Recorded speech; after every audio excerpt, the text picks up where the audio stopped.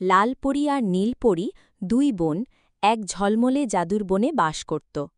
লালপরীর ডানা ছিল আগুনের শিখার মতো উজ্জ্বল, আর নীলপরীর ডানা ছিল গভীর সমুদ্রের নীলিমার মতো শান্ত।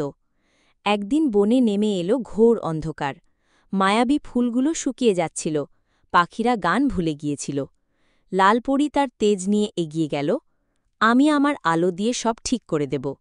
সে তার ডানার ঝলকানিতে বনকে আলোকিত করার চেষ্টা করল, কিন্তু তাতে শুধু আরও বেশি ধোঁয়া তৈরি হল। নীলপরী তখন শান্তভাবে এগিয়ে এলো। সে তার হাতের জাদুর ছোঁয়ায় এক ফোঁটা শিশির কণা ফেলল মাটিতে। মুহূর্তেই সেই শিশির থেকে জন্ম নিল এক নতুন সবুজ চারা, যা দ্রুত বড় হয়ে বনকে ফিরিয়ে দিল তার প্রাণ। লালপরী বুঝল, শুধু শক্তি দিয়ে নয়, ধৈর্য আর শান্তির মধ্য দিয়েও অনেক কিছু জয় করা যায়। দুই বোন মিলে শপথ নিল, তারা বনকে ভালোবাসার রঙে রাঙিয়ে রাখবে।